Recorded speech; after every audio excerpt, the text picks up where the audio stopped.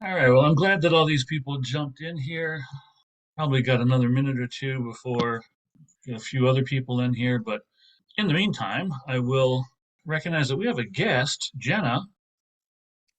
If you would, Jenna, could you please tell us how you found the club, what you're interested in, the kind of stuff you shoot, and those kind of things? Yeah, sure. Thank you. And thank you guys for letting me join you this evening. My name's Jenna Dockweiler. I actually found your club through one of your pamphlets when I was dropping off some bodies and lenses at Inglewood Camera for calibration. Um, Yay! Yay! Our promotion worked! Yay! yeah, it works. It works.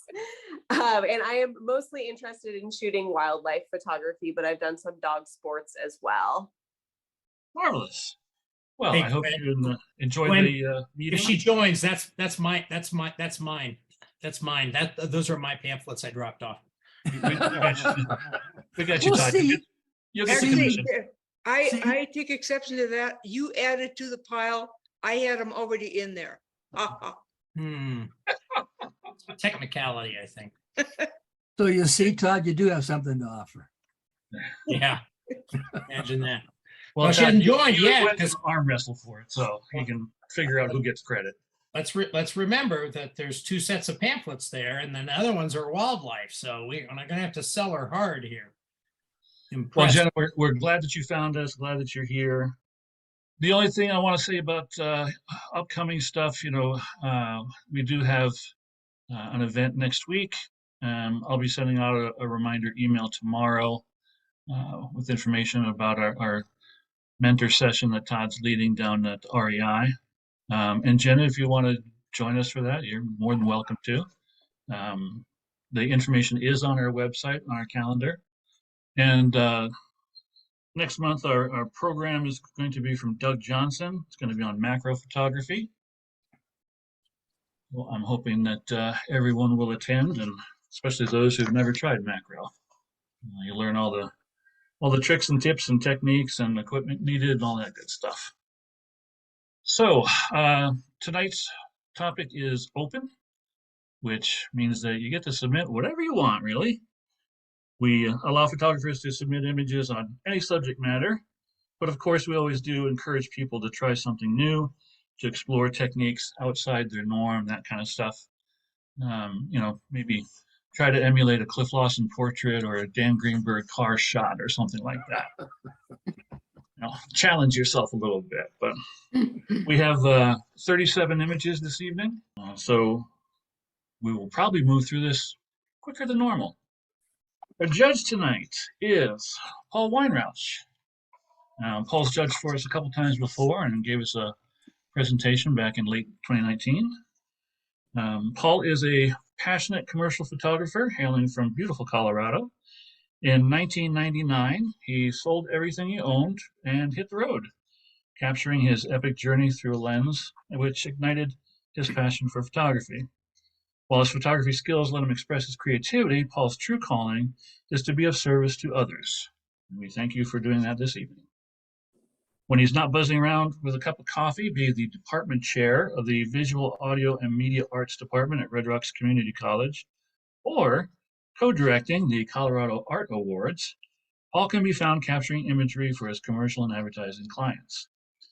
Occasionally, Paul does need to unwind, and on his time off, he goes for long runs, cooks up a storm in the kitchen, and spends quality time with his family and friends.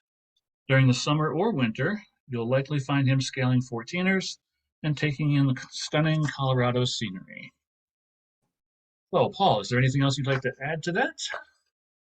No, I think that kind of sums it up. I will say for y'all that don't know what Colorado Art Awards is, I'll just throw that in, is that as a co-director, oversee all of Scholastics. I'm sure you've heard of the Big Red Dog in the books. The nonprofit side of the house is the Scholastics Art and Writing. And so we are currently the longest running juried show in the state of Colorado for 75 years, and I took over as director last year. So I look at a lot of artwork from the grades 8th through 12th as well as college. So just a little bit additional. Do you want to tell the people how many images you looked up this last time? Oh God, it's so many thousands of images. Because when you and I talked, and I think you threw out 6,000. Yeah, And, yeah, that was for Colorado Awards. I think over the entire course of the last 12 months, I've probably looked at close to 20,000 images. shoot. Yeah, so I will say that as we go through the critique tonight, some of my biases is because I get to look at a lot of images. And so sometimes I may have liked an image a little bit better if I wouldn't have seen like several others that look similar. So that is just something that happens over looking at that many images. You start to see repetition in a lot of photographers. So I will apologize for that bias right off the bat. Okay. Alrighty, so we will, I'll have Fred, will be showing the images. We'll go through them one at a time. Um, Obviously, you'll be critiquing and giving your opinions about it. And we'll stop. Actually, oh, I think Bob's going to do it tonight. oh, I thought you guys, okay. I thought Fred was. All right. Well, whoever is going to show the images, and we'll stop about halfway through and talk to the people who shot the 9s and the 10s and get their uh, input on what they did and how they made the images. So as usual, I'll ask everybody to mute if you're not already. So this image is called calibration. Um, we do this only because with Zoom kind of messes up sometimes. You may not have a good connection. You may not see things sharp, maybe a little contrast. This just gives you an idea. If you're seeing this image and it looks a little flat, a little off, a little this or that, just know that the rest of the images you'll be looking at this evening will look approximately the same. So if we're ready for number 1, this is Keeper of the Plains. And before I begin, I just want to let you know I did spend the last 2.5 hours looking at these images, critiquing them. So I've already spent quite a bit of time looking at these images, and I am looking at them because they were downloaded, so I was able to look at them under proper contrast, under a calibrated monitor as well. So, looking at this first image, let me move over y'all so I don't have to see y'all. Do you want me to start with the rating first, or do you want me to start with the critique first? Does it? Traditionally, we go critique and then rating. Perfect. Awesome. My initial reaction looking at the image, it was nice to see the cool versus the warm. Of course, and we see it come up multiple times, where warm kind of comes forward and cool recedes. And then also using kind of both of the vertical parts of whatever the structure is to kind of frame in the statue. Which is nice. So there is some nice leading lines, some nice framing. But I think one of the challenges I had here was trying to figure out the narrative. Like, what was the goal of me looking at this image? What am I supposed to be walking away with? Like, how am I going to be intrigued by this? So I think overall, the image was created nicely, sharp, good use of color, good use of lighting. I don't, of course, don't mind the blown out highlights from the lights coming or the flames of whatever that is down there. I think it's nice. But for me, I'm trying to figure out, like, why am I going to the right? Why is of course, I think about, we have all of the space on the left side, but the subject, the statue, is looking to the right. So what is the purpose for me looking at the left? And as a result of that, for me, I would give this a 7, just because of the subject looking, or the way it's going to the right, towards the smaller side of the right side versus the larger space in the left side. So that is my critique of that one. This is Angels on Fire. So nicely done with that kind of cool versus warm, kind of having that warm on the bottom. One of the interesting things, usually when I'm looking at subjects where there's multiple different items in here, a lot of times I want to see separation between it so I can see kind of the differences between each of the planes and whatnot. What I absolutely loved about this image is actually the interaction between the planes overlapping each other, really kind of showing that kind of unified feeling of what's going on in the image. So for me, I absolutely love that. If there was anything for me, I would almost prefer to have that top plane actually overlapping somehow with that middle back image to kind of really create some more of that unity, even if it was just a little bit. Of course, they're flying, so I know how hard it is. So it's a very subtle critique here. I think it's a great image. One of the things that I think for me kind of, I don't know, that may be a problem, but I felt some of the highlights in the planes felt a little gray, and it made it a little bit murky, especially for me, when I first noticed it was looking kind of right here, that I kind of noticed where it was kind of feeling just gray, and I wasn't quite sure what was going on in there. I also noticed it right here where some of those vertical lines on that plane right there. Everyone can see that, correct? What I drew on there? I hope Yes, so. we Okay, can. perfect. And thanks for using the annotation tools. Yeah. That helps. So That for helps. me, that was what brought the image down, was really kind of having that gray. And maybe it was introducing for me, maybe introducing a little bit more of a blue cast in just those areas, so that it kind of interacted a little bit easier. Or I don't know what had happened if you would have brought in a little bit, just made it a little bit brighter in those highlights. I'm not sure what would happen without checking. I also noticed it right here was another issue for me in the image where I kind of saw the gray where it definitely went to blue. So I'm not sure what was going on there. A lot of images, and this is just personal preference, is I vignette a lot of my images. This is a great use of not vignetting an image where you don't want to vignette it. You wanted to keep it more two-dimensional. You didn't want to kind of bring you into the center. You were already doing that with the 4 planes, which I thought was great. So for me, I gave this one a 9. This is Little Wild Horse Canyon. So my initial, when I first looked at it, it was almost, for me, took me a second to get physically grounded in the image, which I absolutely loved. I love this kind of, it was, for me, a very surreal look where the lines from the outside coming into the gravel, into the center, took me a second to kind of compose myself, which I thought was really, for me, made the image really strong. Certainly lots of leading lines going into the, to the walkway. It was, for me, super intense to have that. I think in this particular case, for me, the subject actually detracted from the actual image.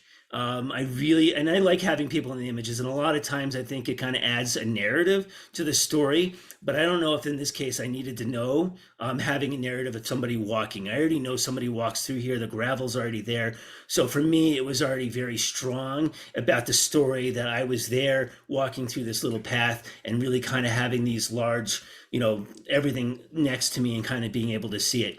For me, having kind of a nice wide angle was also kind of really elongating those lines, made it even stronger for me to be able to kind of take a look at that. One of the things for me that I also with the person, I don't know if I would want to separate the subject from the background. I think if anything, having the subject, the same kind of color palette, kind of blending into the background, in this case actually helps because you don't see that subject right away, because I don't really want the person to be a subject.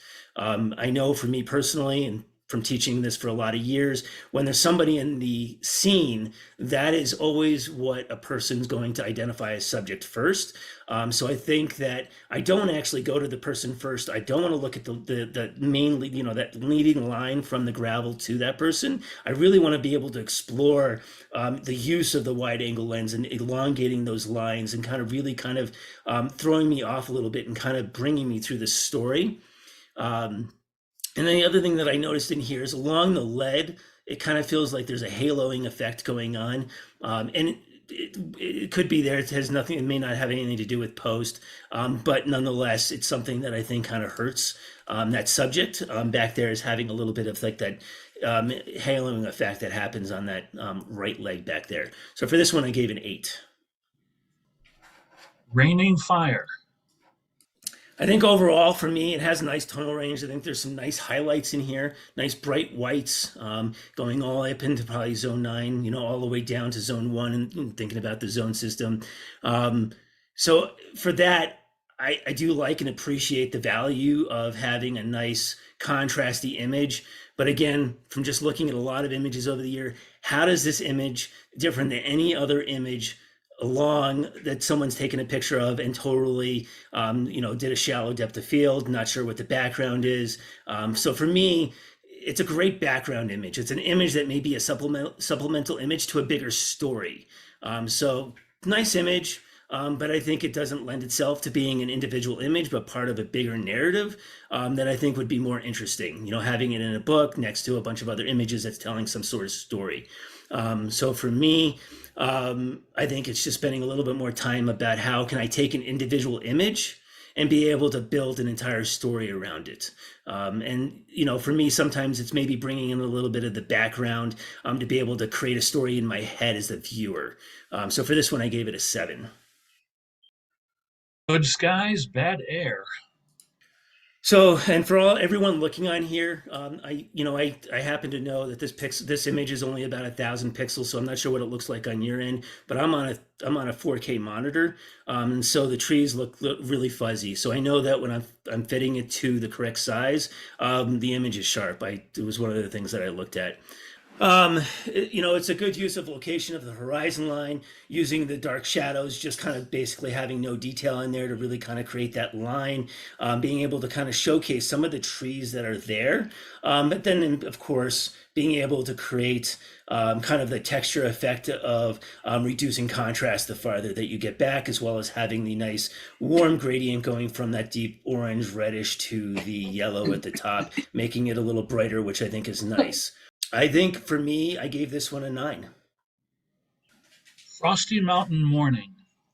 So for me, again, I think there's some nice separation between the mountain, the mountains, the darker tones in the bottom, for me personally, having that really dark tone with some nice contrast at the bottom gives placement for me as a viewer to be able to look into this image, to feel like that I can actually explore it with you. So overall, really nice tonal range. Looking at the top left and the top right, it feels to go a little bit gray for me. So I'm not sure what's happening in each of the top left and the top right corner, where it feels a little gray to me, whether that was post, with a little bit of vignetting, or if it was natural and that's just the way it happened. For me, a lot of times having that vignette kind of draws the eye down to the center, which would be looking at, some of those great mountain peaks in the back, looking like it's probably close to above tree line, or just where trees aren't, which is really nice.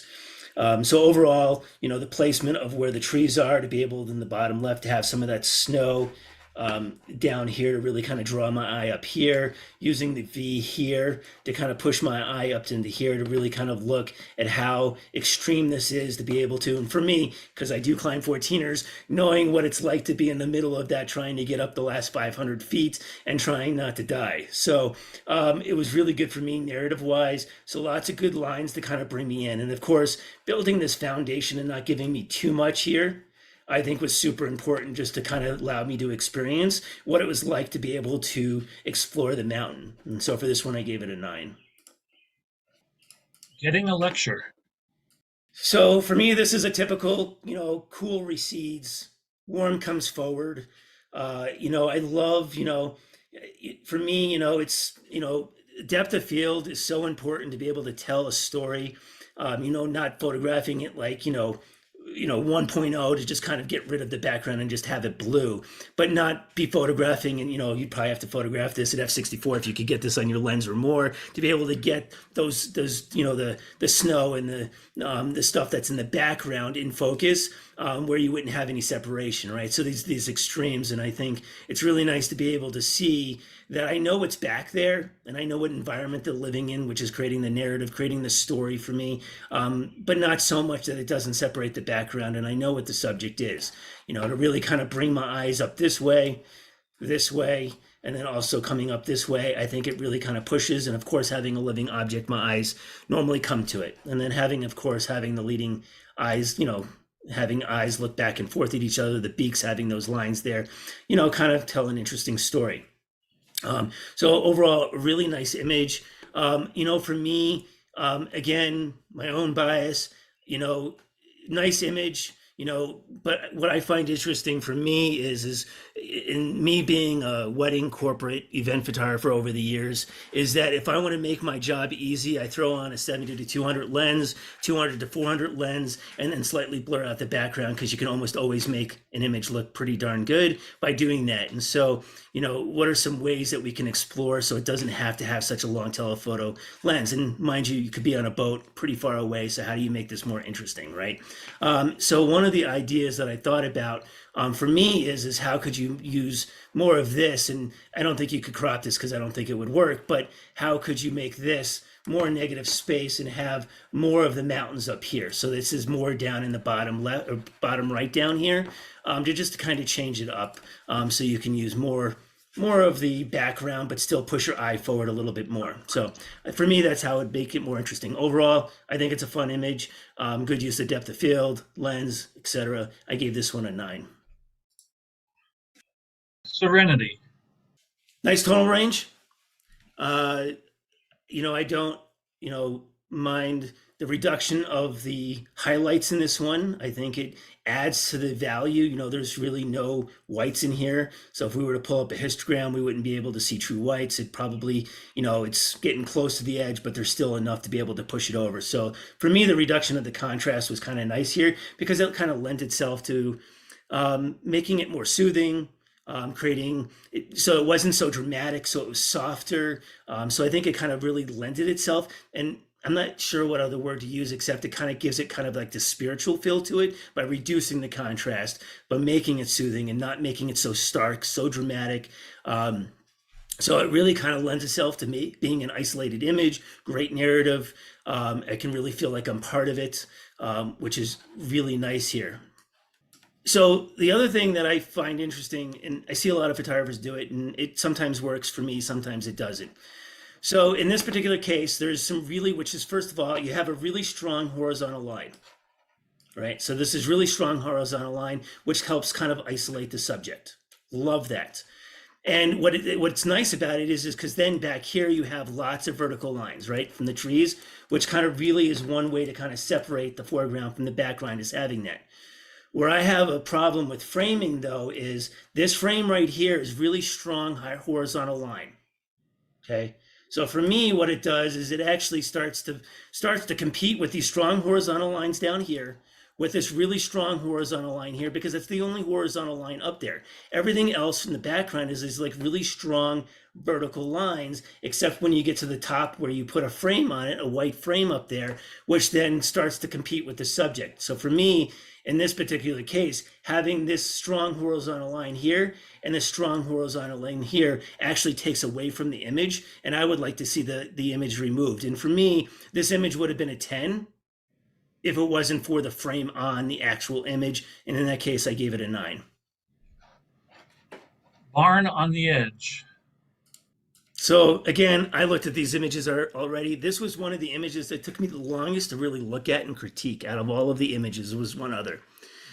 So I couldn't figure out where I felt about this image. Like I sat on it, I literally looked at this image for a few minutes to be able to digest and be able to figure out what my mind was trying to tell me. And what I kind of came up with is the color cast, the yellow kind of color cast that is overtaking the narrative. It's almost becoming too much of the narrative.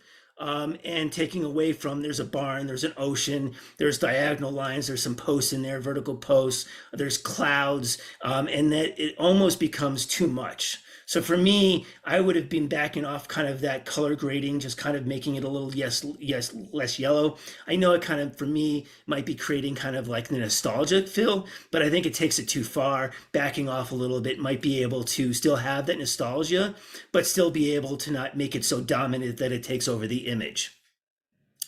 So the other thing that I found interesting is that you have this really significant bright area, which I don't mind. I like seeing bright areas. It adds contrast, it adds dimension.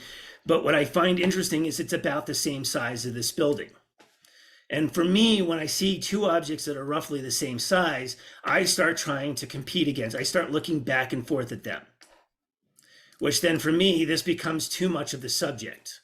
Because really, we're really using kind of the lower end, the bottom right of have the image in the bottom right to be able to kind of have more negative space, to really kind of push the narrative of having kind of this isolated barn down there in front of the lake or whatever the water is out there. So for me, having two objects, and so for me, usually what I'll do is if I want to be able to have multiple objects in an image, I'll have a third thing down here so that my eye can go from here to here, here to here, here to here so that we go into kind of a rotating, so you roll around the image completely, versus where here, all you're doing for the viewer is bouncing it back and forth really hard, which makes it almost too dynamic. And it also confuses the viewer, is why are you taking me and having me look at this really bright area of the image? That's not the most important thing for me. So I don't want to be able to look at that similarity and try to create a story off it. Because as soon as I start having two objects that look similar, I start to try to create a narrative about why those objects are similar in size. What was the photographer trying to do? So for this image, I gave it a 7. Sunrise at the tulip farm. And I hope I'm not going too fast or slow. Is the speed about right? Am I giving enough feedback as well? Personally, I think you're giving wonderful feedback. You know, Okay. to me, it's a little bit longer than some other judges, but we only have 37 images tonight, which is a little bit less than our norm. So I think we're fine. Perfect, because usually I'll spend about a half an hour talking about images. So cutting it down to just a few, minutes is, and we usually have to write 3 to 4 page papers on one image. So this was another image that took me some time to look at. Beautiful color in the flowers. I love the repetition of the diagonal lines. I love having that kind of train effect where you can create depth by having the outside lines diagonally go closer together, which kind of pushes the background out. So that repetition of flowers is excellent. But for me, some of the things that I think that I would have liked to see a little bit that kind of had some problems with me is that what is the subject? Is the subject the flowers, or is the subject the diagonal kind of lines going towards the back? And so there was 2 ways that I think for me, how I would have physically fixed this when I was shooting, is that I would have actually had this dirt right here actually go all the way around so I could see the bottom of these flowers right here so that I could isolate this bed. And then that would create this effect of that repetition of where those are looking on the outside. So I think you could have really created and pushed the repetition of this image by actually getting the camera wider, physically lower, somehow being able to create this U to isolate that flower, that row of flowers. And I think that could have made it a little bit more interesting and would have made it a little bit more dynamic. The other thing is how does this gray frame help the image? Does it push the narrative? What are we trying to do to add this frame? And why did you decide on that number of pixels? Why did you do, whatever this one happens to be 10 or 15 pixels wide versus 3 or 4 pixels with a thin edge versus a wider or widest? What was the purpose of that? So for me, again, I don't mind it so much on the bottom left or right, but I think for me, it starts to become a problem up top where it becomes too much part of the scene, which I really don't want it to be there. I want it to be a background. Again, you have these horizontal lines, which then all of a sudden these horizontals come into play with the frame, which for me kind of reduces the awesomeness of the image. So I think for that, I think overall for that, it kind of reduced the overall rating for me, which then I gave it a 7. Steps galore. Absolutely loved looking at this image. And this is going to be an interesting critique for me because this is going to be very different because I'm going to talk about the frame again, but in a very different way. So great use of light and shadows to create the diagonal lines. Absolutely loved that. It was so awesome to be able to see the diagonal lines of the thicker lines on the bottom right versus the top right, which were thinner. Being able to really kind of create this abstract, really, really engaging photo for me. And for a couple different reasons. So of course, there's these really strong diagonal lines going this way, but having these thicker diagonal lines versus the thinner actually creates the opposite effect where you get 2 horizontal lines or 2 diagonal lines going the other way, right? So you have all of just basically one line there and you have one line there. So I love the interaction between having the right diagonal line where there's like 2 or 3 lines, because there's another one here as well.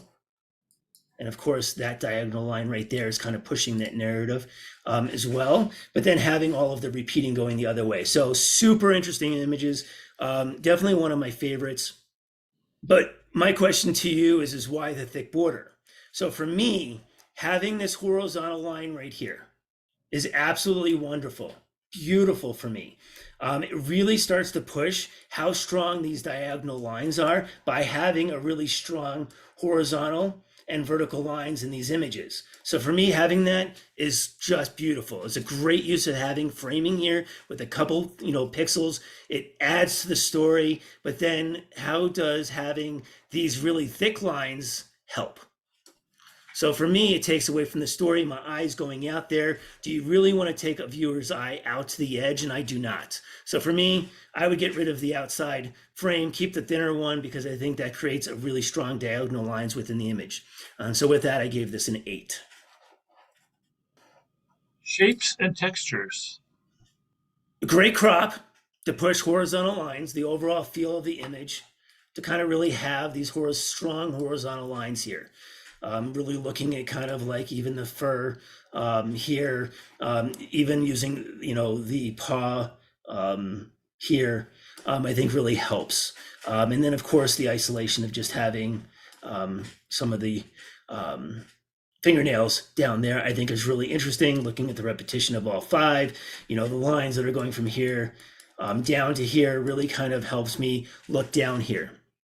Now, I still couldn't put my finger on this, but for me, no matter how it's shot, it's just coming from my perspective. It looks like it was cropped and not photographed with intentionality of creating this look. It was almost for me an after effect, almost an after thing, like, oh, this would be cool if I cropped it this way, rather than first initially seeing it. And I don't know what the difference is for me, but it was something that when I was looking at it, what would have it looked like for me if I would have shot this with the intention of solely getting this and not getting a more broader aspect of this animal. The other thing for me is I feel like this image does need some more vignette. I think you can put a significant vignette on this image and really kind of isolate this down here. And kind of, for me, I think you could go pretty dark up here to really kind of push the darkness, highlight darkness. I think that would have been really interesting to visually look at, to kind of really help offset down here, and to really kind of change the balance of the overall image. So for this one, loved it. I gave it a 9. Round pelican. So right off the bat for me, great side lighting, having that light coming from that, even slightly back side lighting, really kind of showcases it. I love that we're still getting in detail in the highlights. It's nice sitting in zone 7, 7.5, which I think is really, really nice. So that I'm still getting kind of that texture, but really getting a really, really strong highlight. And the same can be said on the other side. So for me, I absolutely love having, I don't want the entire background to just be black. I don't want to be in zone 0, 1, 2. I want to see a little bit of texture in the background so I can create a narrative. Oftentimes when I see images like this, what usually ends up happening is you photograph it, you're thinking solely of the subject, but you're not putting placement, so you take and have the background completely black based on where you're shooting or time of day, etc., where light's not hitting the background, and it goes completely into zone 0. So for me, just the ability to be able to add just a little bit of zone 1, 2, and 3 into the shadows of the background creates the story for me. It creates placement. It allows me to be part of the scene or be part of the photographer where they're coming from, which I absolutely love. Down here, and I don't know what I would do differently. It's just something that for me, it gets really uncomfortable. I actually feel claustrophobic a lot of times when you get things too close to the edge of frame. So when it gets, and first off, I start thinking about like, if you're going to print this and you're going to put this and mat this, all of a sudden you're cutting off the beak.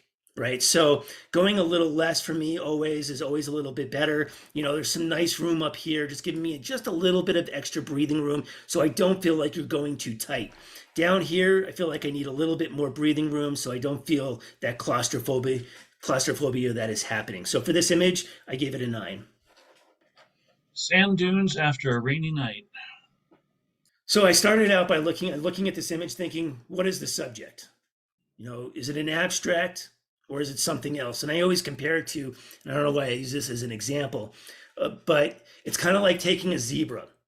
And I photograph a zebra and I don't crop in enough. So is it about the zebra or is it about the lines of the zebra? right? And if I crop it enough, it becomes about the lines of the zebra. If I go out enough, it becomes about the zebra, not about the lines. And that's how I feel about this image. It's like, did you give me enough to make it an abstract, to make it about the smooth lines, to make it about the gradients and the tones and the browns, or should you have backed off more? So really, for me as a viewer, I'm confused by the subject, which for me becomes overwhelming to look at, and I just want to move on to the next image. So I think that's kind of where I sat on this image, and I'll give this one a 7. Socializing on the sidewalk. So the first thing I thought is, how could I make this image different? I like the overall idea of lifestyle, the way these people are living their lives, the way they're engaging between each other and their surroundings. But if I uploaded this to Google Images right now, I would probably find 1,000 images that looked very similar, and you could do it yourself. And so what could I do to make this narrative slightly different? And of course, I say this, whether you're a beginner or advanced or changing from one topic to another topic, I would be doing some of the similarities, right? I'd be taking a photograph just like this. If this wasn't subject matter that I photographed on a regular basis, I would end up with an image like this as well. But what I would do after this is I would take the image and take a look at it. I would take a look online at other people that are creating images that are very similar and think about, how could I be different? How could I set myself apart? How can I make a different narrative than everyone else is making? So that was my first initial reaction to this. And then the other thing is how do I create more interaction? And I think you could have done that with some vignetting as well here, or kind of doing some radial gradients to kind of not be a traditional vignette, or could it be a different time of the day? Does it have to be on an overcast day? What happens if we had sun rays coming through? What happens if we considered the type of light that was coming through the door behind it? What is the interaction happening back there? What is the relationship inside the building versus outside the building? Because I think that might have been an interesting story. So for me, I think you could have developed the story a little bit more, thinking about how do I spend a little bit more time to figure out how the inside can interact with these two people. And so I would give this one a 7. Portrait of a cormorant. It's very painterly. That was my first initial idea when I looked at it. I love that there's this feeling of a natural vignette back here, from here and then right there, and then even down here. I love that kind of natural radial vignette that is being created, whether it's done on purpose in post or it was done because it was captured like that. Either way, I think that really lends itself to making it really strong. The other thing is, I always tend to look at what are the spots in the image. What are things that are in the image that may detract from the subject? And so for me, sometimes it works and sometimes it doesn't. So we kind of have some of these spots in here. I absolutely love them. I think it adds texture and character to the wall behind it or whatever the subject or the background is.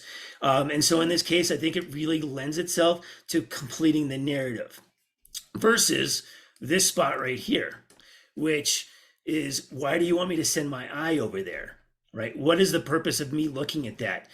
With these spots over here, what happens in these spots here is my eye comes down to here, looks at the texture, and you've already created this radial gradient for me to be able to go around in a circle. And so my eye goes down to these spots, looking at the texture, looking at what's happening back there, coming back over to the animal and back up to the eye again. So it really engages the viewer to look at a considerable amount of time at this image and not wanting to move off of another image. Because in my world, as an advertising photographer, my goal is to see how long I can get you to look at my images. The longer, the better, right? Because I can sell more that way. And so for me, being able to do that with this image, I think is really, really strong. I wonder what would make this even stronger is having a series of 3 or 4 of these images together to be able to put on my wall. It's something that I would put on my wall. And so with that being said, I gave this one a 9. Resting light keeper. Okay, so this one also took me a minute. It's taken me a minute to digest and look at to figure out what's going on because it doesn't look real. It has kind of a supernatural effect on it. It looks like there is a duotone that's being created. It looks like whether it's not or not, it's just coming from where I see it, is that I'd be able to create an effect like this using color grading in the develop module of Lightroom or Camera Raw, whatever you're using. Kind of having those kind of blues and kind of those oranges down there in the rocks, and then of course the sky, and then the top of the lighthouse. So for me, again, I think that in this particular case, the way the duotone was created, it actually kind of detracts from the image. And I actually was thinking while I was looking at it that you should actually swap. In my opinion, I'm thinking about it out loud. Instead of having these rocks that are down here in kind of that orange color, actually take that and have the blue and have these more as of an orange type rock. That way you kind of go from a blue to an orange, back to blue, back to orange up here, kind of creating a horizontal layering effect up to the lighthouse, which I think might have been a little bit better. Also, adding a little bit more vignette down here might have helped also take away from how important the rocks, which I don't think should be, are currently. And I think it would be able to draw up. The other thing that I noticed is that, again, there's this haloing effect that's coming on the edge of this lighthouse here. Whether, and I've shot images like this where it just happens naturally or where I post-processed it too much. And so for me, it's usually looking at things like that to see if I processed it too heavy or if it naturally looks that way. And sometimes, depending on how you feel as a photographer, I would actually go in there and actually Photoshop the haloing effect out so it's not noticeable. But there's always that conversation of whether or not Photoshopping an image is the way you should be doing it. So on this one, I gave it a 7.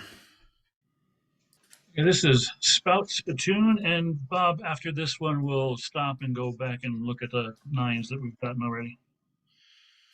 So great job of making something inanimate feel alive. You've created motion. You've created something that feels like it's actually moving, which I think is really, really important in this image. I think it creates a really strong narrative, and depending on who's looking at it, for me, it's a snake coming down, going into whatever that top object is, and having, nice highlights along here, kind of having that smooth motion, which I think is what creates the motion in this image, that it's going to continue on down into this hole. And of course, using using this as the baseline of where the framing starts, your eye goes up here, right? And so this is really important, but you were able to keep it dark enough and reduce the contrast enough and still have some zone 3 down there, zone 4-ish, to be able to still make it interesting, but not keep my eye down there ever. My eye barely goes down there, but it's interesting and it gives context to what that object is. So well done on that. And then of course, also using diagonal lines here, right, to create some dimension, to make it a little more 3D, to kind of feel the depth of the image. So for this one, I gave it a 9. So now, Paul, you get to take a break, have a sip of water, do whatever you need. I'm going to talk to the image makers for a little bit here. This is Angels on Fire from Todd Lytle. Thank you for your feedback. I edited this on a 5K monitor and I'm viewing it on an older monitor, and I see everything that you pointed out that I sure didn't see when I was editing it. So something has gotten lost in translation, but that's no one's fault but my own. This is from the Date and Air show last July, Navy Blue Angels, and yeah, they're not about separation. They're about, like, I think one time a couple of years ago they actually touched each other, and they're going about, I don't know, 350, 400 miles an hour.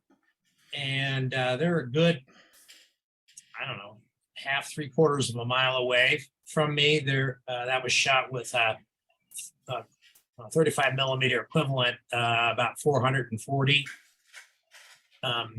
millimeters. So I see everything you said, and I appreciate the critique, and I'm just going to have to be. I think that kind of washout on the is actually water vapor.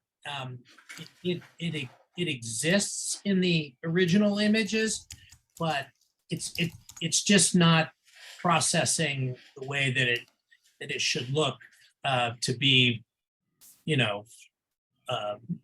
being created by the incredibly high speed of the F-18 Super Hornet, and so thank you for your input.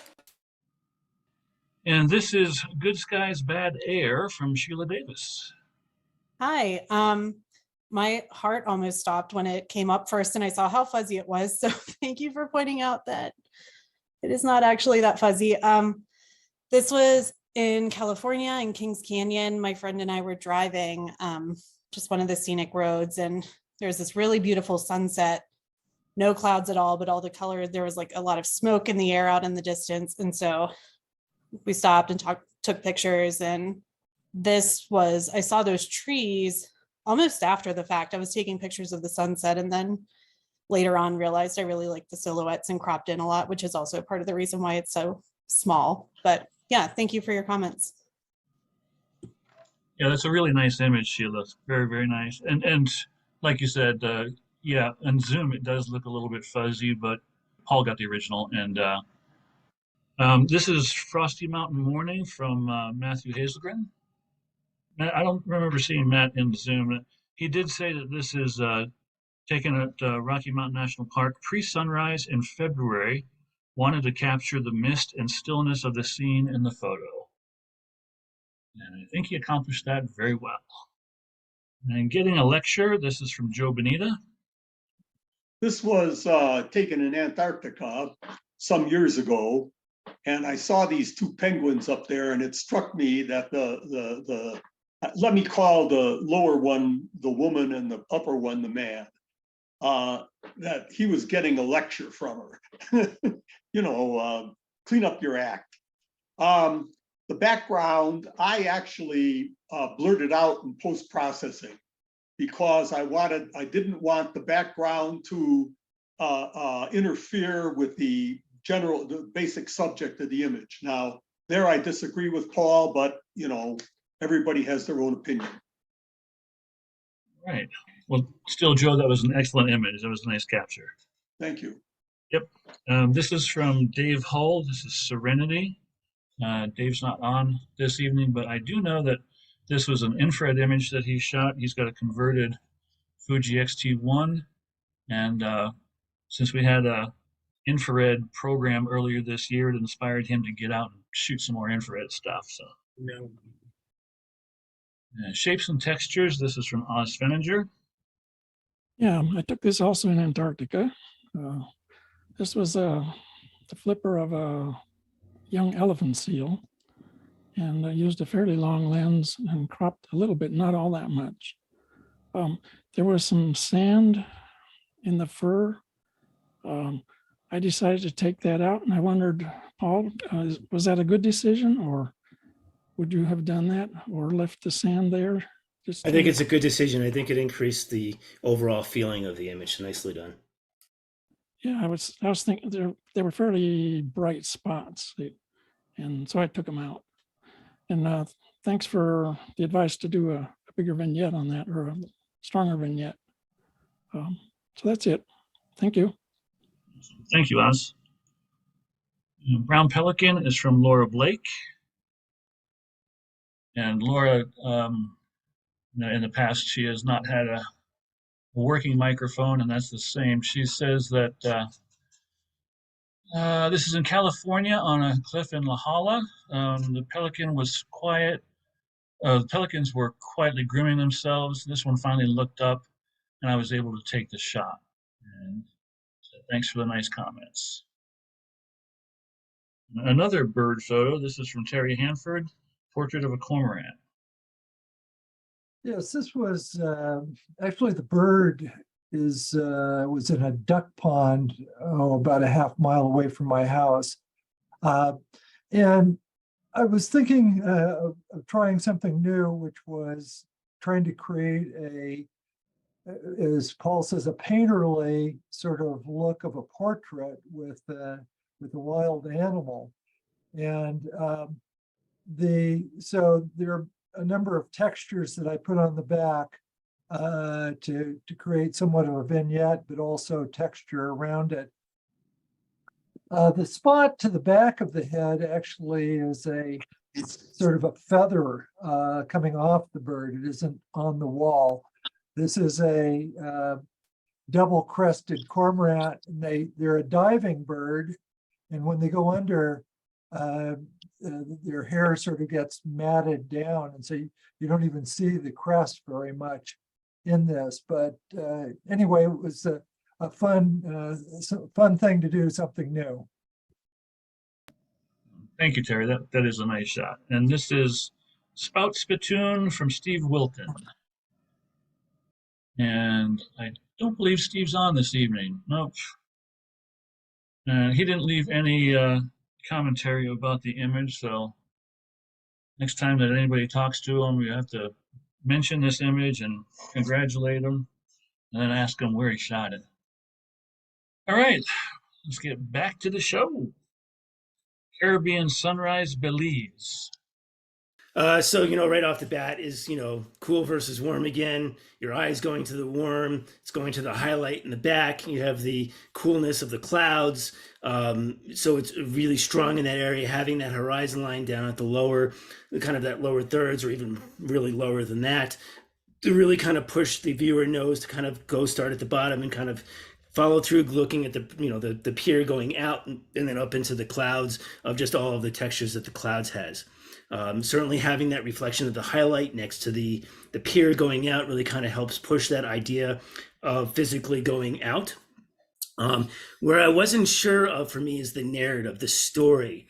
In some ways, I feel like this is really warming, inviting, because of that warmth that where I'm looking at, but at the same time, because there's no one on that pier, there's almost a sense of sadness, of like, where is everybody? What's going on? Like, so for me, there's a conflicting narrative of kind of like, is it sad? Is it happy? Is it kind of, what is the emotion that's being tied to it? And that's where I kind of ended up having that, a score of 8. And then the last thing I'll say about it is I really do like having the sun just around the edge of that, the canopy back there. So I can kind of see a little bit of that sun flare, creating some of the dimension back there. So that's it for that one.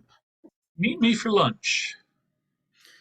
So I think it's an interesting perspective. We often don't, look straight down, or if we do, we don't often taking images of straight down. So I think it's really nice in doing that.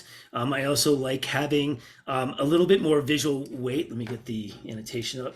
A little bit more visual weight by having kind of these objects vertically over here and having a little bit more of the open space over here, which I think it creates it and makes it a little bit more dynamic. So I really like that. I did have to sit on this kind of color cast of kind of that blueness, whether post or in camera, changing the Kelvin temperature, time of day, whatever, however you created it. But there is an overall tone of just kind of that blue cyan color that kind of, in the end, I think it works. I sat with it for a while. A couple of the things that I think would have been interesting to try, I don't know if it would have worked or not, but using the upright tool in Lightroom to be able to take this line here, straighten this, and then take this and to be able to straighten that, potentially to make this a little bit stronger to see what visually would happen. The other thing that I wish really right now, I think I would have like changed. And of course, you're probably looking down going, oh my goodness, this is awesome. I need to take a picture of it and probably don't have time to stage. But if I had time to stage, I probably, and I don't mind having chairs a little slightly different because it makes it look natural. It doesn't look staged. It looks like it's lived in. People are going to sit down. Like that feels comfortable. What I don't like is how close this gets to the edge down here, because what it does is it isolates that chair, which then all of a sudden this chair becomes more prominent and more important than the rest. And so I would like to have been able to see you tuck in the chair just a little bit by even like an inch or two, just so that it didn't isolate itself. So it becomes about all of the table and all of the chairs and less about that one chair that kind of separates from itself. So I would give this one an 8.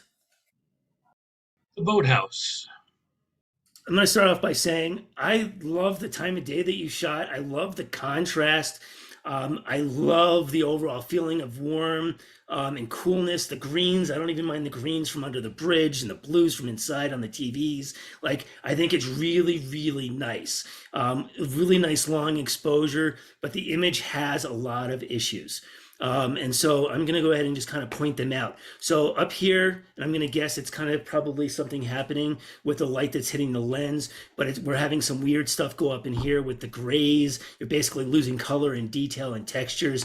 And then along every single edge of your highlights, which was probably produced in Lightroom, is you can see all of these really stark lines right here. You can even see them down here. You can see them going along here. You can see them here. So you can see they're pretty much in every single spot. They're really bad here. And because of that technical problems that I'm seeing, I gave this one a 6. I will say over here, not knowing what this is right here was also a technical challenge for me. Like, what is going on? Why am I getting all of these weird things showing up? What is it coming from? So if I would have probably had something to see how it was reflecting up here, I might have been okay with it. But for now, it's like, what is going on back there? Is that just light hitting the lens in a weird way? What's happening? But compositionally, it's a gorgeous image and the lighting's great. It's really fun and I love the star effect. I woke up at 2 a.m. for this. I'm glad you woke up at 2 a.m. for this because I do not wake up at 2 a.m. I wish I would wake up at 2 a.m. for this. Absolutely love this image. I love photographing night skies. For me, and again, this is just for me, because I'm on a 4K monitor and these are, this is a 1080 pixel image. It makes it really hard to really critique the stars themselves. But with that being said, based on 1080 pixels on a 4K monitor, it absolutely stunning. I love seeing the Milky Way. The other thing that I love that you did is the framing that you did with these little, the mountain basically, to really kind of create this V shape, to really kind of have it sit within here. So just gorgeous. And I love having kind of that foreground in basically zone 0, and then just really kind of showing off the stars and the Milky Way. It's an absolutely fabulous image in my opinion, and I gave this one a 10. Snacking at sunrise. So I often see images that are birds close up, long telephoto lens, where you're getting a shot of the bird in good light. So what makes this stand out for me? Another image that I absolutely loved. Of course, beautiful side light, or whether it's morning or evening, and I can't tell. I think you might have said morning. And I absolutely love that the light's coming in. I like the specular highlight in the eye. I love that this little flowering piece right here, that the shadowing is hitting on the bird itself, creating kind of like this interaction between the subject and its food, and it's creating depth instead of just having sun all the way in the front end. So it's really kind of nice to be able to kind of go to that blue, to the shadow, to the brightness again. Absolutely gorgeous with that. So having that, I think, kind of creates a different, untypical image for me. And then the same thing here, having an object, for me, it's kind of like, how do I create an image that looks natural and it looks like I didn't think about it too hard and I didn't take much time spending time setting it up. And it's being able to put objects in front of my subject that are in front of my subject, but they're not interacting with the main parts of the subject. And so having this in front just creates so much more dimension and so much liveliness about the image. It really kind of puts me in the situation. Absolutely love this. It creates a narrative. It creates that story. Even coming over here, having kind of, I can see kind of the highlights. It looks like there's some water droplets on the leaves. So it really kind of gives a sense of story. And then just really having this frame this back over to here. Gorgeous background colors. I'm glad that you blew out the background and really brought in the foreground, because having the background just, completely blurred allowed you to create a foreground with this object and then the tree branch and the other little blooms or whatever those are on the image. And so I gave this one a 10. Who invited you here? You did. Oh, you mean the image. Sorry. Yeah. For me, this is a good image if I'm going to go on vacation. I'm going to go on vacation and I'm going to try to be, I may be a professional photographer on vacation and I get a great image. And that's what kind of this felt like. Again, for me, I can go on the internet and find hundreds of these images that look very similar. And so what am I going to do to differentiate myself? How am I going to make myself unique? What's going to make me stand out to be able to kind of really take this image and put it above someone else's? And sometimes it's not even about making it better than someone else's. Sometimes it's just making it different than someone else's. I do like having the head turned to the side. I like that the image is squared because I think it does a really good job of making the body of the bear the background and really kind of isolating the head to make it the subject. So I'm very clearly understanding what the subject is. Again, it may just be the use of the monitor I'm on, but I start to see a ton of noise in the ears here just because of, and I'm not, it's just something for me seeing so little pixels, it starts to show up in here, whether it's a JPEG or just having so many pixels when you save it. You know, I like seeing the one eye. You know, again, for me, it's just asking the question, do I see a little bit more of it? Do I see less of it? If I go a little less and just show one eye, does it make it more two-dimensional, which I think could make it interesting? Because, you know, we're always trying to push depth. But what happens if you take this image and make it a little bit more fine art, make it a little bit more interesting by moving the head to the side or shooting a little bit farther over to the right to make it flat? So I think that might have been something that may have been interesting. Overall, I still like the image. I gave it an 8. Coastal live oak, spring. Good use of location of the horizon line, nice foreground that, you know, is green, luscious. I like the separation between the foreground. It's just so simple and very elegant. The smoothness, the story of just having kind of that smooth lines of creating grace. You start to see these smooth lines here, and I'm thinking about grace, right? And so for me, that's what I start to get. And the other thing is there's some really nice textures in the trees.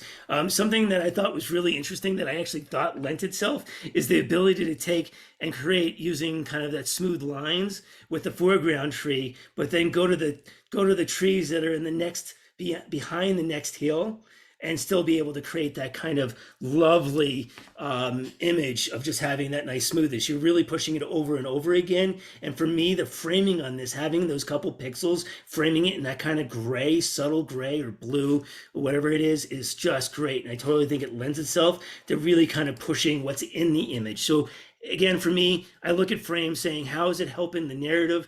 This framing is really helping the narrative of creating the smooth lines within the image.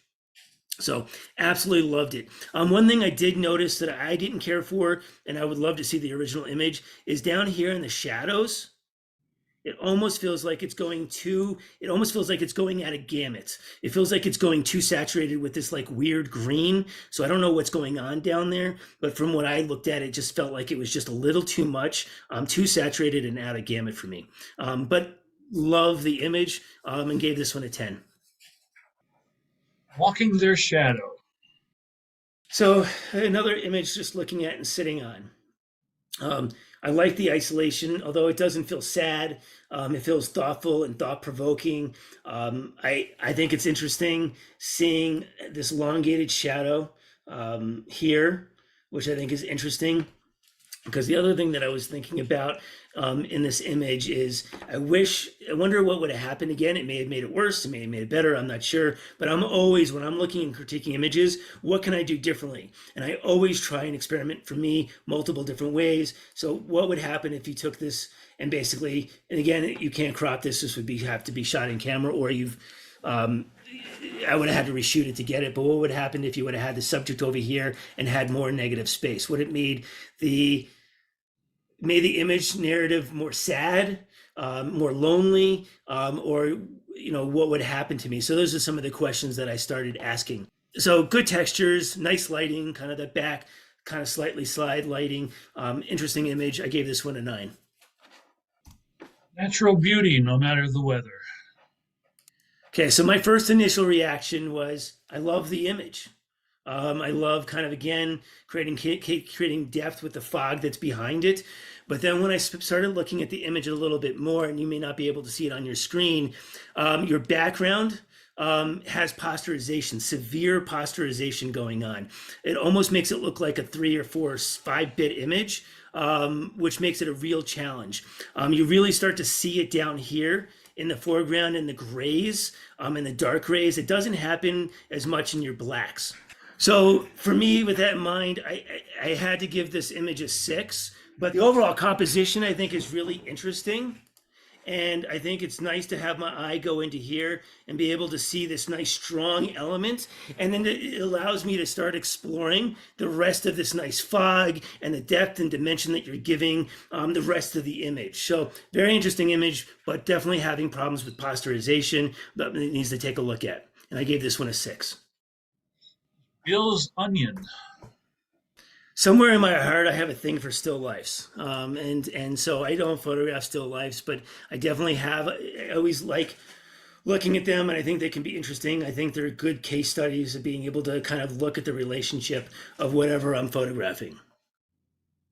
So when I first looked at the images, I asked myself, what is the subject? What am I looking at? As a viewer, not as the photographer, but as a viewer, what is the subject? Is the subject this cutting board and the onion? Is the subject just the onion? What is the relationship between the onion and the cutting board and the background? So for me, there's a couple things going on here. So what I would end up starting doing to be able to isolate, because for me, I want the onion to be the most prominent thing in here. And so for me, I think by cropping this off a little bit helped isolate the onion, but I think you need to crop it a little bit more to really make sure that the onion is what's standing out. And for me, I would have probably cropped it a little bit more to push the onion a little bit to the top left, which would make it into a little bit more of a negative space. It also would build weight in the top left, which would really kind of push the subject matter of the onion rather than the cutting board. I like the cutting board because I like being able to see the textures of how often the onion has been cut, or an onion or some sort of object's been cut multiple times, and this is getting ready to be chopped up, and potentially be eaten. So the other thing for me is there's some weird stuff going on with what it's on. It looks like it's almost floating back here on whatever that is, bricks, rocks, something. So I'm not quite sure what's happening there. So it looks like some Photoshop is happening back there, but I'm not 100% positive. And then for me, the other thing I'm asking my question is like, do I need to have all of this background? Is it adding to the subject? And I think just by the act of cropping this a little bit more, it would actually remove the background slightly, making it less prominent and isolating the onion. So with that, I gave this one a 6. Cleansing ceremony. One of I think my photographer that I've always desired to be like was Henry Cartier-Bresson. He's probably one of my favorite photographers. There's a lot of them in that genre where they were able to really create this moment, and something that maybe not so much as his prominent images in his career, but the images where he was able to make lots of depth of field in his images, but be able to have lots of subjects so that your eye is able to move around it, but not feel overwhelmed by too many subjects. So I think you really did a nice job here of having like multiple subjects in the images isolated from one another for the most part, and then having a grouping over here, and then having all of the boats. So I really love that ability to be able to have lots of depth of field, but be able to still make sure that I know where to look, when to look there, and where to look next. And I think you did that well with this image. One of the things that I noticed is that because of this person being up here so high, I feel like the weight is being unevenly distributed visually in the image. And I would love to see this image rotated by 3 to 4 degrees counterclockwise, just to kind of not make it so heavy and feel like the image is falling down to the right. There's also some color. I don't know if it's the image or the way that it was processed or what was going on, but something's going on with the overall color that kind of throws it off for me. It doesn't feel clean. I don't know if maybe the image exposure was off, though something was changed. For me, something's happening here I can't put my fingers on. But from a compositional standpoint, there's some really interesting things going on here. So I give that one a 7. Yesterday's wheels. So looking at this image initially, I'm like, where am I supposed to look? Yes, I'm supposed to look at the car, and I get that. But because the horizon line's here, more or less, or close to the center, I'm not sure where I'm supposed to look next. Do I look down or do I look up? And then all of a sudden I'm competing with the image to look up and look down and look up and look down. And I'm created this like just this overall tension in the image. So for me, I think this image could have been pushed a little bit harder by either giving me more down here and less up here, or in reverse and seeing what that looks like. So, do we go like this and even probably even crop even lower. But I think actually in this particular case, looking at it now, I would actually want something like this and not have any of this. That way it's building this relationship. I don't need to see more of this to understand there's a lot of gravel down here. So having all of this is not lending itself to creating more of a narrative. It's just creating more tension. And so by cropping here, I'm still getting the narrative of this as being rocks underneath a bridge. It's just, empty down there, but it's really pushing the narrative of the relationship between the car, the city, and underneath the bridge, which I think is really important. Overall, really nice tones. I love that you're able to isolate the car with the lighting, whether done in post or in person, however you've done it. I think that works really, really well to be able to separate the subject from the background. And I gave this one an 8. Florida sunrise. For me, you use simple framing here, right? So you use these two to isolate the sun. You use these kind of these lines here to bring your eyes up here. You use this to bring up there. So I think from somewhat of a technical, looking at that from kind of a technical aspect, there's some things working for it. You're giving this kind of mood to bring my eye up here, to kind of follow up and think about like the sun. But I'm still having a hard time seeing the narrative. What makes this just a sunset? Like, okay, it's a sunset, but what should I be doing with that? What should I kind of help me explore my relationship with who I am and looking at that sun? So I gave this one a 7. Endless bridge. When I first looked at this image, I'm like, oh my gosh, this is so cool. Such repetition.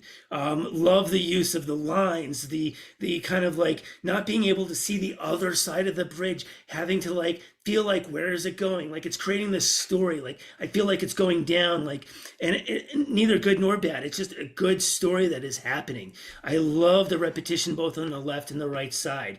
I think there's some really interesting things going on in this image. But some of the problems that I've noticed in here, it goes really super weird gray in here from a technical standpoint when you're converting it to black and white. Also, it looks like you're getting it's having here. So looking over here where it starts, light starts to wrap around it, it starts to get really washed out and really muddy around the edges. And then if you're looking at the images, you can see one little white line going around each of these holes, which means it's usually been post-processed a little too heavy. So with that, because I absolutely love this image, I gave it a 7. But from a technical standpoint, I think it needed a little bit more work or reprocess, slightly different. Once again, maybe it's building this in Photoshop rather than Lightroom, if I was to guess, and I can be wrong because it happens all the time.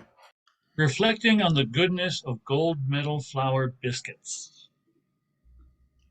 That's a good name. I had to think about that one for a while. That's awesome. I loved it.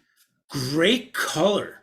The color grading on this is fabulous, whether in camera, whatever you did. The absolute color, just the slightly subtle, cool colors, and then the subtle, warm colors of the building with the words and the letters up there. You get an idea that it's flour, but you don't know what else is going on. Super interesting image. Lots of textures, lots of great use of using kind of these greens here and kind of those darkest areas to really kind of isolate that. But it looks subtle. It doesn't look like it's on purpose. It's like I look down and you're like, wow, look at this. I got to get a capture of it. And I absolutely love that.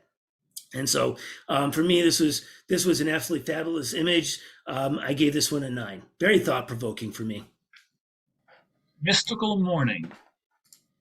Awesome lighting. Absolutely fabulous. When I'm up in the mountains hiking, this is the lighting that I'm looking for all the time. Like having the fog coming up, and you have the sun rays coming through diagonally. It's creating all of this emotion. It's creating this dream. It's creating this kind of like wonder of like what life is and what it could be and what it's going to be. Is like all of this narrative that's being wrapped up in all of this, I think is really interesting. So what I don't like about it, though, is that I start to lose the narrative because of the foreground trees. And again, for me, when I'm shooting this stuff, I'm usually trying to get over these trees so that I can get to the awesomeness of all of this, right? And so I feel like you're going too high. I feel like you're trying to shoot above these trees so you can get to this. And so for me, I think that actually detracts from the story. But one of the ways that I personally would try, I don't know if it would work or not, is that I would actually add some sort of vignette here to make this darker so that I don't have to spend any time looking at these trees and I'm only going to the awesomeness of what's behind it. Usually when I do get these trees, these darker trees in the foreground to get this gorgeous lighting behind, I feel like I have to physically get lower. I need to get more of the tree because right now I feel like I'm floating in space. So with that, I gave this a 9. Love the image. Press and drink. I want to say overall, looking at all these images tonight, it's a lot of not my subject matter. So it's been fabulous to look at in a very different way and to be able to explore a lot of these images. So I thank you for that. So, and this is one of those images.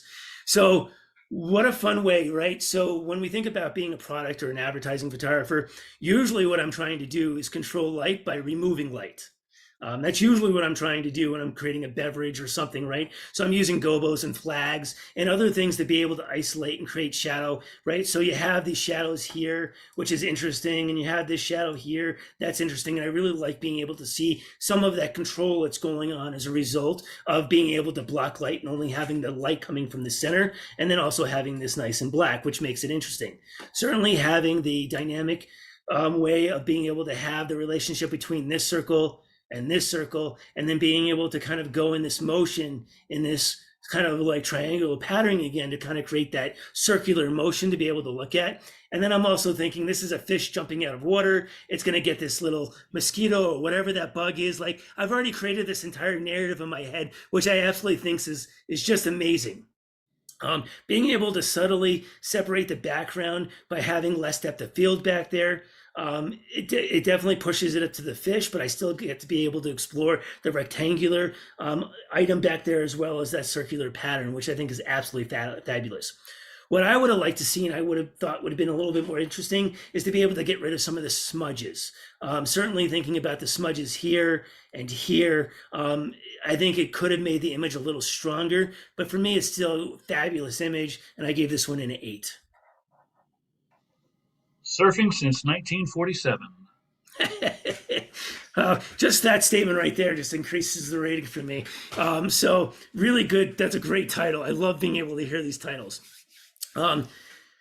It's a fun image. I think for me, it's this kind of traditional rule of thirds. Let's throw them in the bottom right, have some weight, have it a little darker down here so that it creates some weight in the image, and then of course having that, rule of thirds there. So like, how can we make this image more interesting? Yes, a typical photographer or a typical person would just probably have the person in the center. When I first start photographing, I throw it down to the lower thirds, but what can I do next to make this image more interesting? So right now, because it's being photographed straight on, the image looks very two-dimensional. It's very flat. And so what would happen if you were to just move over to the right and be able to see just a little bit more of the side of them, to be able to create a little bit more depth in the image and not feel flat, and to be able to see kind of how strong and how big the image is from the wave. With that being said, even just adding a little bit more vignette here and here would be able to separate that the water a little bit more than you would if you didn't do it. So I probably would add a little vignette. It is fun to be able to frame the water that's hitting right there, so it really kind of isolates his face. So, I think you could have explored this a little bit more, spent a little bit more time, and if you did, maybe some other angles might have been a little bit more interesting for me. Good expression, though. Absolutely love the expression. Love the movement, but yeah, a little flat for me, and I give this one a 6. And this is our final image, Stormy Day at the Pier. Some nice tonal range. I like the reduction in contrast. If I looked at the histogram on the image, you'll notice that there's no white, which is fine. Again, it's creating kind of that romanticized image. It's creating more of a soothing effect. And I love just kind of giving me that sense of like, I could be out there fishing, relaxing, chilling, having a great day. Great leading lines to the sun rays, out to the people. I love being able to build that relationship out there. I think this is a really great narrative. I like the kind of more of that 16:9 aspect ratio. I think it helps really push the size of this pier out here, which I think is really interesting. And so I gave this image a 9. So we have 6 or 7 images to review here. And this is I woke up at 2 a.m. for this from Sheila Davis. Hey, thanks for your comments. This I actually took 2 weekends ago in Moab, Utah. I was camping with a friend at the bottom of the canyon just outside of Canyonlands. We did wake up at 2 a.m., but the Milky Way core didn't actually move into that position until about 3. But yeah, I have recently been getting really into astrophotography, or I guess more specifically like astro landscape. I don't have the like very modded kit. So I know, what does it athletes say, like act like you've been here before, but this is my first 10. And so the fact that it's from astrophotography, which is something I've been working really hard at and having a lot of fun with, is really exciting. So thank you. All right. It was still a stunning image and enough to get you a 10. So you done good, Sheila. This is Snacking at Sunrise from Matt Hazelgren, who is not on this evening, but he wrote that this was taken in Charlottesville, Virginia, at my favorite nature reserve. Couldn't pass the morning light on the cardinal. I like the vibrancy of the cardinal contrasting with the dead flowers.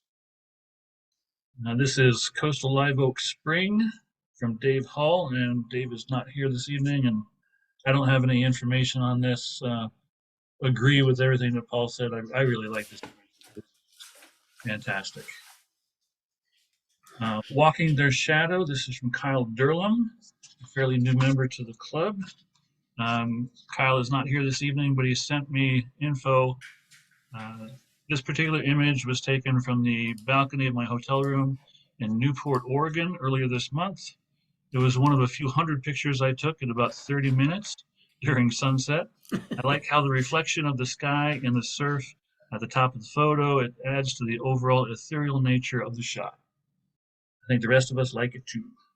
From our king of image titles, Terry Hanford, Reflection on the Goodness of Gold Medal Flour Biscuits. This was shot in Minneapolis at the Mill District, and it's along the Mississippi River. And there's a dam just up from this, and there's a pedestrian walk across. And in this backwater, there was this reflection, which was just so cool. And I like the rocks around it. So it just all came together. What I tried new on this was actually changing the hues a bit. So the water, I think Paul picked up on this. I changed the color of the water to this sort of off blue. And I also changed the greens at the bottom to make them darker to offset this. Anyway, in a gesture of brotherly love, my brother told me that I ought to specialize in pond scum. So I may take that to heart. That's awesome. That's too funny. Oh man. It's so nice to be appreciated, isn't it? I love it. This is Mystical Morning. This is from Brian Donovan. No. It seems like Brian is having technical difficulties. Okay, well, I don't have any notes about the image either. Yeah, Brian, if you can type in the chat. This last fall in Japan. Oh, it's a real nice image. It's one of those magical times that you come across and you just have to. And our last image was Stormy Day at the Pier from Allie Green. Unfortunately, I don't have any information about it. Kind of reminds me of the piers that were in Florida where I used to live. Mm-hmm. Kind of brought back memories when I saw this image too. All right. Well, folks, that is it. We are done. Paul, I want to thank you very much. Thank you for the extended commentary and all the helpful hints on all the images. That was excellent. Do you have any final words for the clan? I absolutely loved looking at the images. I love looking at images that I don't typically make. Overall, I get to walk away with new ideas as a result of what you've done today, and I appreciate that. It's always a learning opportunity for me even when I'm out here giving my 2 cents. And so I appreciate very much for being invited. Awesome. Well, what are you doing next month? You want to do this again? A break. Actually, Carl, can I'll I- be in touch with you for next year. Okay, thanks. And yeah, with that, I'd like to thank you, Jenna, for being here with us, and hopefully you gleaned a lot of good information. I will be sending you an invitation to our next meeting also, so you can experience one of our program presentations. Like I said, it'll be on macro photography next month. And I also want to say, just to remind everybody, sometimes people, when they get a 6 or a 7, they're heartbroken a little bit. And just remember that this is, one judge, one man's opinion. And if you want to get some assistance in, learning composition or learning your camera a little better, or Photoshop or things like that, we do have all our mentors available. So you can just shoot an email to mentors@focuscolorado.com, and Gwen can point you in the right direction of somebody who will fit the bill for the type of things that you want to learn about, and you can take advantage of that. We have some very well experienced folks in the club who have volunteered to share their knowledge with you, so don't let that go to waste. Does anybody else have any comments, questions, or anything before we get out of here? I hope everybody enjoyed this evening. I hope you got a lot of good information from Paul's commentary. I sure did. I learned a heck of a lot about all kinds of things. With that, I will say farewell. Adieu. Thank you very much. Thank you, Paul, once again. We appreciate it very much. Good night, all. Good night. Good night. Take care, Paul. Thank you very much again. Thank you.